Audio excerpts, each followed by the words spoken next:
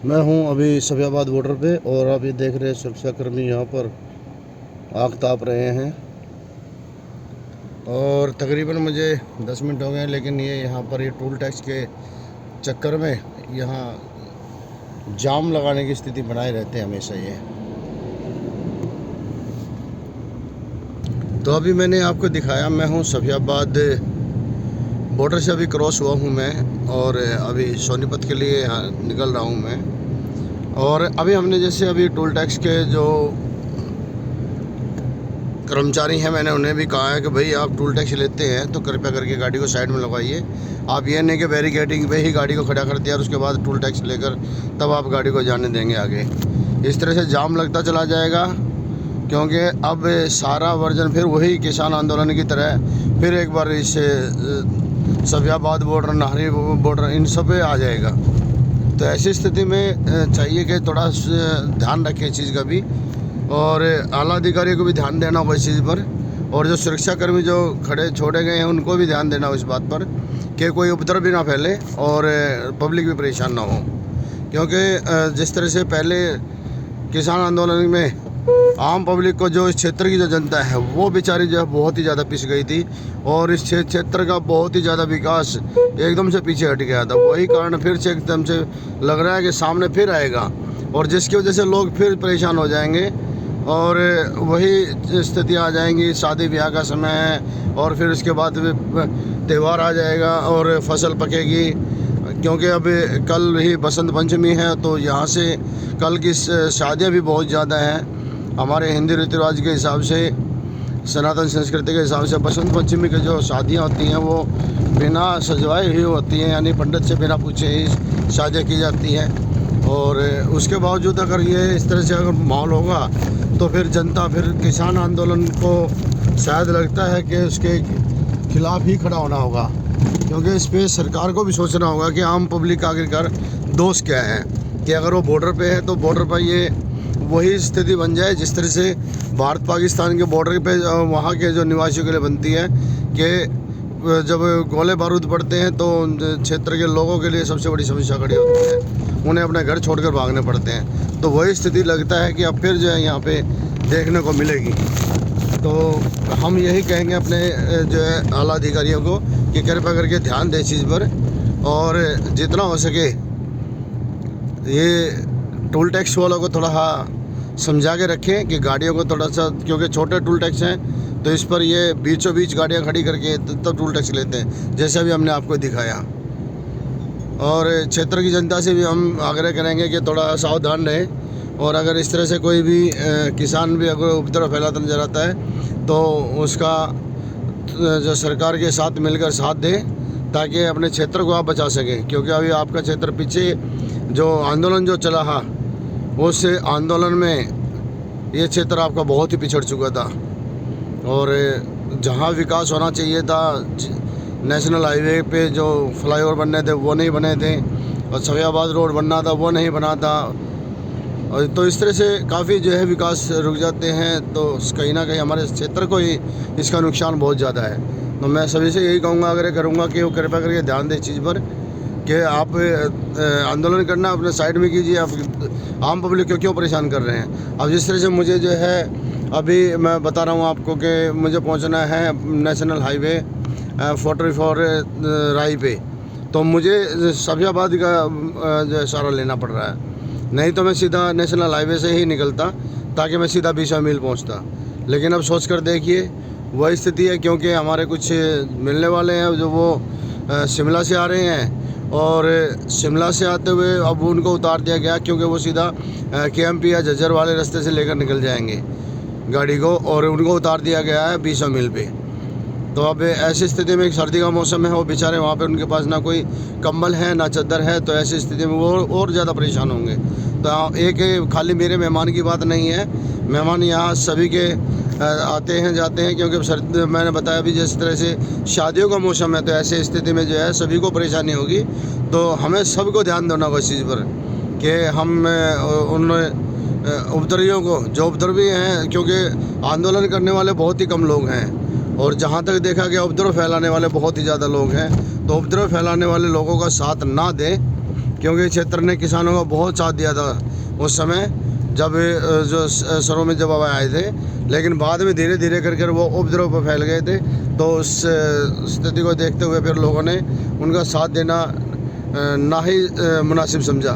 तो यही स्थिति होती है। तो थोड़ा कृपया करके ध्यान दें। और मैं किसान भाइयों से भी कहूँगा कि किसान भाइयों, अगर आपकी कोई मांग है, कोई डिमांड है तो कृपया करके आप सरकार से सीधा बात करें। आप आम पब्लिक को परेशान ना करें, क्योंकि आम पब्लिक के बहुत से पहले भी जो है आप लोगों ने नुकसान किए हैं क्षेत्र के लोगों का, और अब फिर आप जो है बॉर्डर पे आकर बैठ गए हैं। तो कहीं ना कहीं इससे आम जनता बहुत ज़्यादा परेशान है। और इस समय मैं आपको एक चीज़ और बता दूं कि एग्ज़ाम आ चुके हैं बच्चों के। तो एग्ज़ाम के समय में जब बच्चे स्कूल जाएंगे तो आप सोच कर देखिए कि वो बेचारे आखिरकार जाएँ कहाँ से, क्योंकि आपने तो बॉर्डर सील करके रख दिया पहले ही, और बच्चों के एग्ज़ाम कहीं पर भी पढ़ सकते हैं। तो आप कृपया करके इस चीज़ पर ज़रूर ध्यान दें। और नहीं तो क्योंकि बच्चे भी आप ही गए हैं, ये भाई बहन आपके हैं, और कि कोई आपका भाई बहन किसी नौकरी के लिए निकलेगा, कोई रोज़गार आप, क्योंकि आज रोज़गार तो है ही नहीं। और अगर कोई छोटा मोटा अगर कोई कार्य कर भी रहा है तो उस बेचारे के लिए समस्या खड़ी हो जाएगी। कृपया करके आप ऐसा मतलब वो कीजिए। अब ये मैं बारोटा से निकल रहा हूँ, अभी देखिए बारोटा पहुँच चुका हूँ मैं इस समय। और मैं इसलिए मैं बार बार इस बात को कह रहा हूँ, मैं थोड़ा कृपया ध्यान दें कि किसानों को भी सोचना होगा इस बात को। अगर वो किसान हकीकत में किसान है तो, और अगर वो किसी पार्टी का मोहरा बनकर बैठे हैं तो फिर लगता है कि वो सीधे रास्ते मानने वाले भी नहीं हैं। और कोहरा बहुत ज़्यादा है, मैं आपको दिखा रहा हूँ। मैं ये अभी बारोटा से निकले हैं हम, और इस पर जो है कोहरा काफ़ी है। आगे जाके जैसे ही जंगल थोड़ा सा खेती या वो शुरू हो जाएगी, अभी थोड़ा बस्ती है इसलिए थोड़ा कम है, और धीरे धीरे कर ये बढ़ता चला जाएगा। तो सोच कर देखिए, ऐसी स्थिति में जो लोग अनजान है बेचारे इन रास्तों से, वो इन रास्तों पर जाते हुए कैसे सेफ़ हो जाएंगे। वो कहीं बेचारे गाड़ियों को इधर उधर एक्सीडेंट कर जाएंगे या किसी और अनहोनी का शिकार हो सकते हैं। क्योंकि पिछली बार भी जो है कि हम बहुत से लोगों के साथ अनहोनी घटनाएं घटी थी। बहुत से लोगों के परिवार जो है बेचारे, उनकी बहन बेटियों के साथ बहुत कुछ उपद्रव फैला था। तो ऐसा ना हो अब की बार, कृपया करके ध्यान दें इस चीज़ पर। आप आंदोलन कीजिए, आंदोलन के लिए किसी के लिए मनाही नहीं है, लेकिन उपद्रव मत फैलाइए। आप आंदोलन कम कर रहे हैं, उपद्रव ज़्यादा फैला रहे हैं। उपद्रव से मतलब जो है आप हिंसक जो है हो जाते हैं, और ये हिंसक भावना जो है बनना बहुत ही ज़्यादा खतरनाक है। तो कृपया करके ध्यान दें इस पर, बहुत ही ज़्यादा ज़रूरी है। तो बहुत बहुत धन्यवाद आपका। और आप इस पर सभी क्षेत्र के वासी भी जो है अमल करें। आप देख रहे हैं सुनसान इलाका है बिल्कुल एकदम से, और ऐसे सुनसान इलाके में अगर कोई अनजान आदमी अगर कोई आता है बेचारा, क्योंकि यहाँ सभी स्ट्रीट लाइटें भी ख़राब पड़ी हैं। मैं आपको पूरे रास्ते से दिखाता हुआ आ रहा हूँ कि सफियाबाद रोड पे और इधर जो है सब आके ये सभी जो है क्या नाम स्ट्रीट लाइटें सब ख़राब पड़ी हुई है। तो इस पर भी ध्यान दें थोड़ा सा सभी अपने। ये अब 20 मील की वो बारोटा चौकी की जो बत्तियाँ हैं वो हैं, क्योंकि यहाँ से हो सकता है जिंदल यूनिवर्सिटी का मार्ग शुरू होता है। जिंदल यूनिवर्सिटी नज़दीक है, तो जिस करके जो है हो सकता है ये लाइटें या स्ट्रीट लाइटें आपको देखने को मिल रही है। नहीं तो अभी पीछे मैंने अभी आपको दिखाया था हमारे चैनल ने कि पीछे लाइटें नहीं है, स्ट्रीट लाइटें, तो जिससे और भी ज़्यादा दुर्घटना होने का अंदेशा है। तो आला अधिकारी इस पर भी ध्यान दें कि जो स्ट्रीट लाइटें हैं खंभों पर, ये भी थोड़ा ध्यान दे लें, क्योंकि इस सड़कों पर अंधेरा होना भी बहुत ही ज़्यादा खतरनाक है। और अभी जो है आप देखते हैं कहाँ तक ये लाइटें नज़र आ रही हैं। आप देखते रहिए टैलेंट ऑफ इंडिया न्यूज़।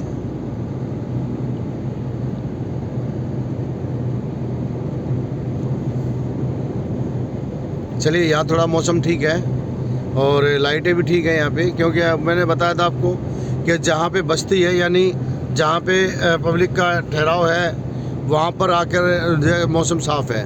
और जहाँ जंगल का एरिया आ जाता है, यानी खेती बाड़ी का एरिया आ जाता है, तो वहाँ पर ये अक्सर आपको ये सब देखने को मिलेगा।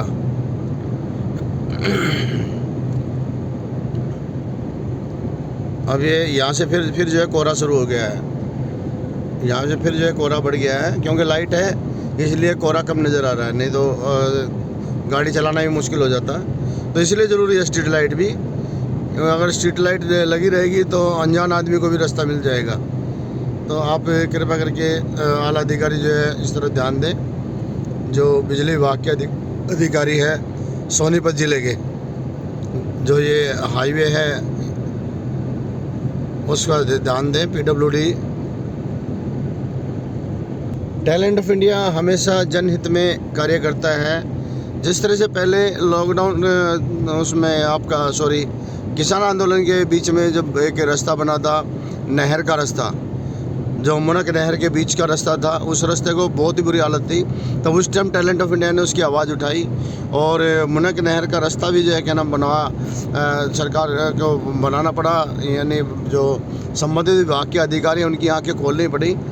तो और उसके बाद अब आप ये हम कोशिश करते हैं जिस रास्ते हम निकलते हैं उस रास्ते में आने वाली जो समस्याएं होती हैं आम पब्लिक के लिए, हम उन सभी समस्याओं को उठाते हैं ताकि किसी को भी कोई परेशानी ना हो।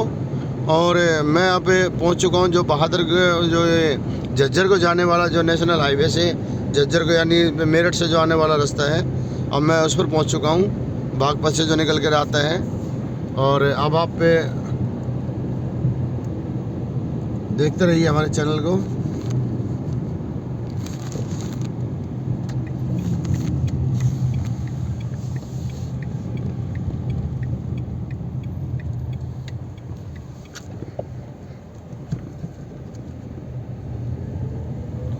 अब तक के रास्ता बिल्कुल ठीक है, लेकिन अब ये देखिए, अब यहाँ जैसे अंधेरा हुआ, अब जैसे मैं अब इस नेशनल ये हाईवे से निकलने लगा हूँ तो तुरंत ही यहाँ पे आपको अंधेरा नज़र आ रहेगा और ये इससे नुकसान होने का बहुत ज़्यादा खतरा है। यहाँ कोई भी स्ट्रीट लाइट नहीं है और अभी सुबह का समय कोई घूमने भी निकला हुआ है, तो ऐसे में उसको भी बेचारे को जो दुर्घटना होने का अंदेशा होता है। तो अभी हम जो है ये बागपत और सीधा झज्जर को जाने वाला रास्ता है। ये अभी नया रास्ता बना है, लॉकडाउन में इसको जो है पूरा किया गया था और बहुत ही अच्छा रास्ता है ये वैसे, लेकिन स्ट्रीट लाइट ना होने के कारण इस पर भी दुर्घटनाओं का बहुत ही ज़्यादा खतरा है। तो संबंधित विभाग के अधिकारी को हम यही कहेंगे कि कोशिश करें, आप देखिए, और आपकी जिम्मेवारियां भी बनती हैं कि आप इस पर ध्यान दें, क्योंकि यहाँ से आप लोगों को भी निकलना है, आपके परिवार के लोगों को भी निकलना है, आपके रिश्तेदारों को भी निकलना है, और फिर आपकी जिम्मेवारियां भी बनती हैं कि आप इस तरफ ध्यान दें, क्योंकि आप सरकार से इसी चीज़ का पैसा लेते हैं और जब बजट आपको सरकार दे रही है तो फिर इस चीज़ में कोई आनाकानी नहीं होनी चाहिए। और अगर आप इस तरह से आनाकानी करते हैं तो सीधा सीधा लगता है कि आप फिर काम करने के उसमें नहीं है, ना अपनी सुरक्षा, ना अपने परिवार के लोगों की सुरक्षा, ना अपने मित्रों की, ना ही अपने देशवासियों की। क्योंकि जो व्यक्ति अपनी खुद की सुरक्षा नहीं कर सकता, अपने परिवार की सुरक्षा नहीं कर सकता, वो फिर देशवासियों क्या सोचेगा। सबसे पहली चीज़ ज़रूरी है कि वो स्वयं की सोचे, फिर अपने परिवार के लोगों की सोचे, फिर उसके बाद जो है वो देशवासियों की सोचे। तो हम तो यही कहेंगे कि कृपया करके इस तरफ ध्यान दें, बहुत ही ज़्यादा ज़रूरी है।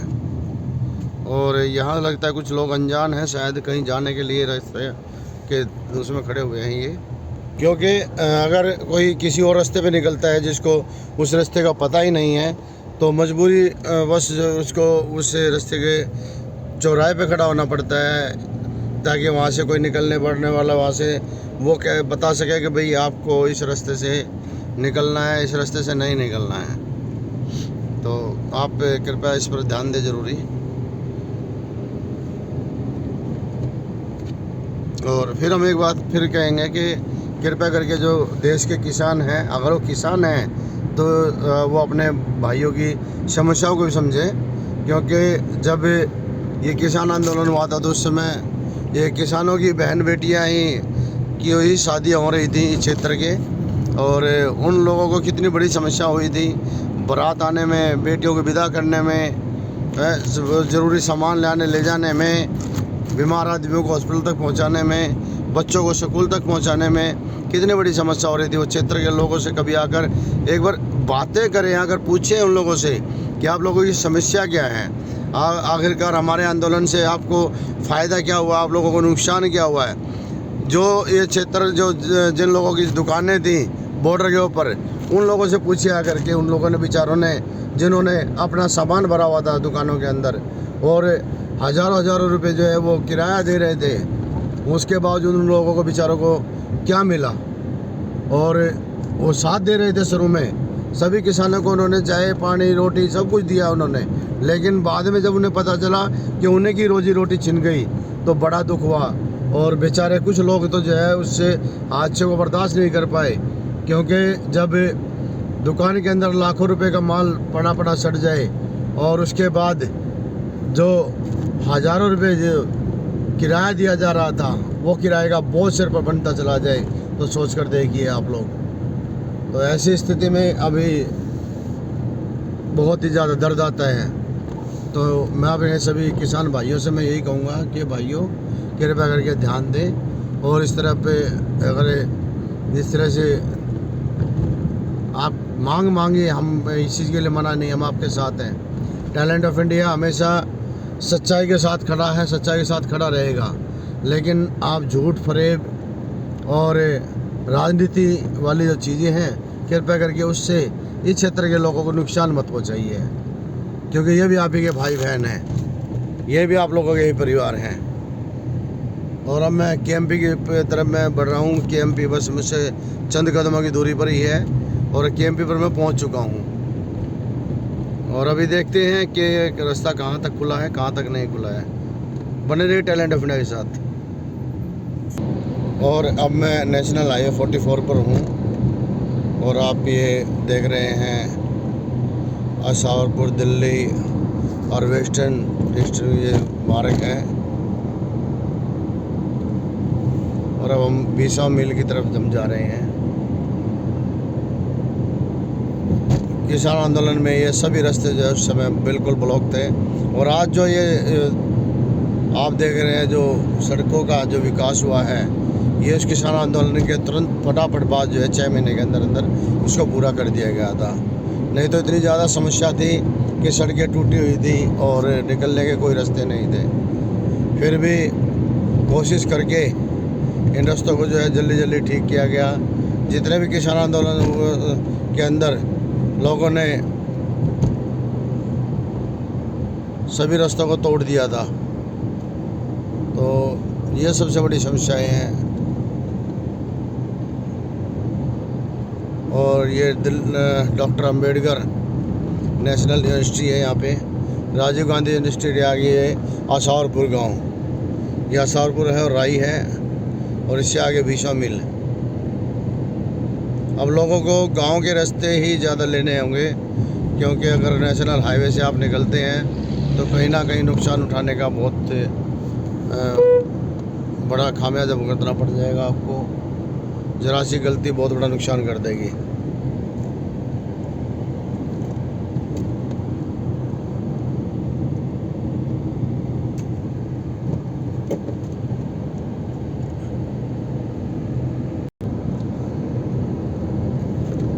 और ये खेल परिसर है।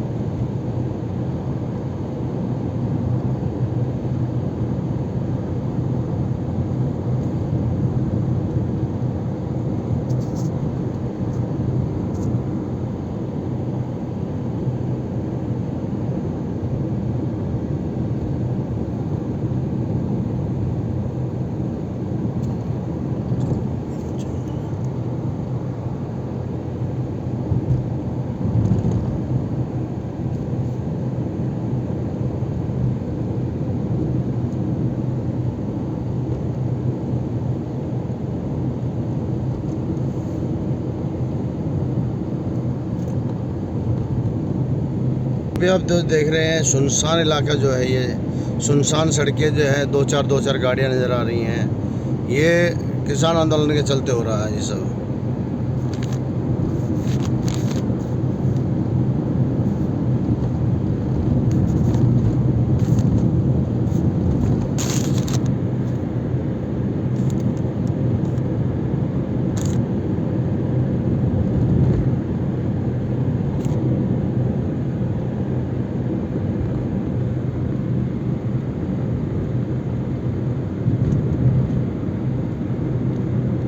तो अभी हमने आपको दिखाया सफियाबाद बॉर्डर से लेके और हम 20 मील पहुंच चुके हैं।